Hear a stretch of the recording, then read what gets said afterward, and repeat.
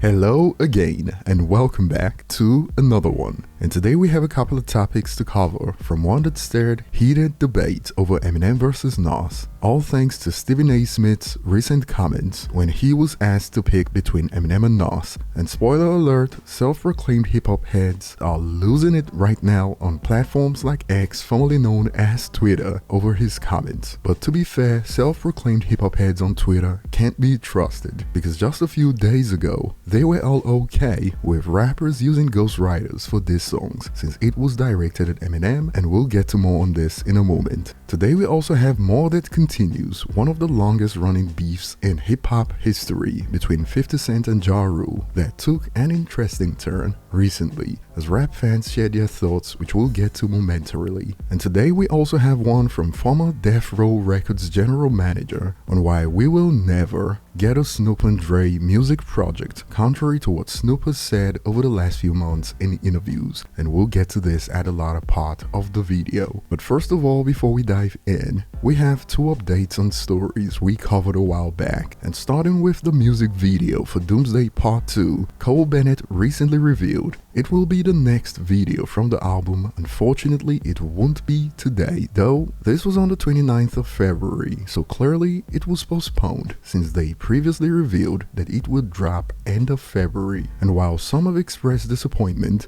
this news has also stirred some wild speculations, as some believe they could be doing reshoots for Eminem to include his response to Benzino's rap Elvis. Today we also have an update on the story we covered a while back on Eminem versus the Real Housewives of Potomac, Robin Dixon and Giselle Bryant, over the Shady brand, since Eminem's team moved to block their trademark filing a few months ago when they filed to trademark their podcast Reasonably Shady to sell merch using the name Shady. Of course, Eminem's team wasn't having it, and according to latest reports, Eminem will have to be present for deposition. Check it out. Eminem will have to sit for deposition after the United States Patent and Trademark Office Board denied his motion for a protective order in his ongoing case against Robin Dixon and Giselle Bryant over their Reasonably Shady podcast. In quote, an assertion of Mr. Martha's being too busy will not be enough to avoid having to sit for deposition, Robin and Giselle's lawyer wrote in court documents, according to Radar Online, as Robin and Giselle, both celebrities in their own right, have provided the courtesy of sitting for deposition for Eminem. It is not overly burdensome for Eminem to extend the same courtesy for his obligation. And moving on to the main topics today, Stephen A. Smith was asked to choose between Eminem and Nas on the Connect the Dots podcast. And here's a snippet of his response. We have Nas versus Eminem. Now this is not right. Yo, upper management. I think Eminem is one of the greatest ever. I also think Nas is one of the greatest ever. Okay. And Nas's lyrics are off the chain, but it requires more street knowledge and more and just more of a comprehension of the verbiage to really dissect. Whereas with Eminem, you get it. He gives it to you simple and plain. I'm gonna have to say, as much as I love Nas, and I do love Nas, I have to give the edge to Eminem. Whoa. I didn't expect that. Whoa. I had to give the edge to Eminem. Now, the best of Nas is better Than the best. of Eminem. Ah. Right. But Eminem's, there's more consistency to his greatness as opposed to Nas, is what I'm trying to say, which is why I have to give the edge. Okay. All right. And Stephen A. has triggered the hip-hop heads on Twitter with this one. The user reacts, Eminem is not even top 200 rappers of all time. Why y'all keep trying to put this man in the conversation? This has been interesting to watch. Eminem having more consistency than Nas is deranged, loudly crying emojis. Mind you, if Stephen A. Smith picked Nas, Eminem fans will be told that they are deranged for complaining, because this is Stephen A.'s personal opinion and they should respect it regardless. The double standards is wild. Some have even claimed Stephen A. Smith hates black men. I'm not surprised he took a racist white rapper over a conscious black pioneer legend. And since Nas fans find this outrageous, some are wondering, all these Nas stans showing up to this tweet, but when it comes to streaming his music, y'all are non-existent. And this was a recurrent point, because on a serious note, quote, if only the wannabe Nas fans streamed his music instead of crying in the comments, Nas would be a much bigger artist. Same goes for all the quote love he gets on this app, man. If that actually translated to real life, it would be fire. Dude deserves all the props in the real world too. Personally, I wish Eminem dropped as often as Nas, but I'd still pick Music to be Murdered by Deluxe over Nas's recent drops. No surprises here, because some are of the impression that dropping more albums equals an automatic pick for Nas in this discussion.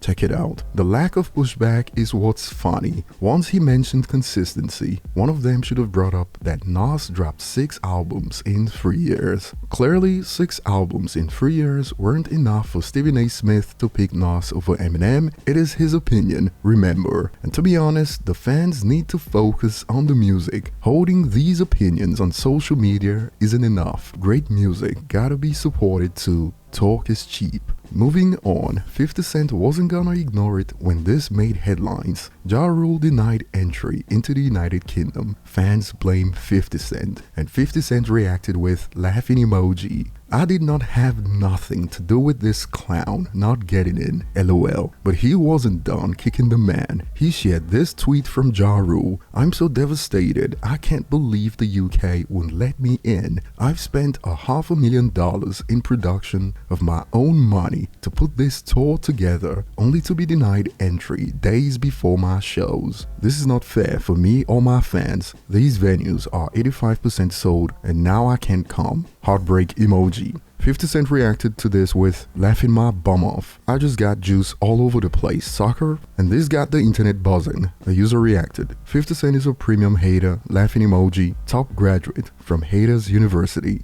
And check this out, people who ask why 50 Cent just won't let it go obviously have never been in a real beef. The people that Ja was friends with allegedly try to get 50 taken out. Ja and 50 had a physical altercation and Mother Inc. tried to blackball him in the music industry. It is never over. If Ja and Irv got their way back then, 50 Cent would be nothing today. It is similar to Benzino versus Eminem. If Benzino got his way, Eminem would be kicked out of hip-hop and be penniless today. That was the goal of the beef. Irv Gotti even admitted that he was blocking 50 Cent's career with his connects back then.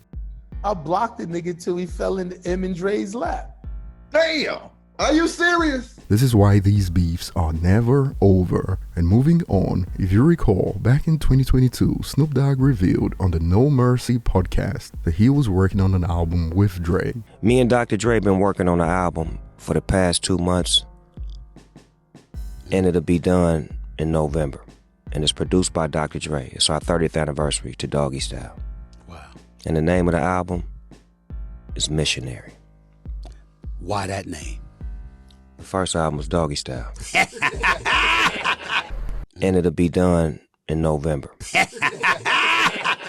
Now, former general manager of Death Row, Reggie Wright, was asked about Snoop and Dre's latest collab on the Gin and Juice drink, and he expanded on why we would never get a new album during a chat with Bump First. Check out a snippet. Dre and Snoop, they have a weird relationship.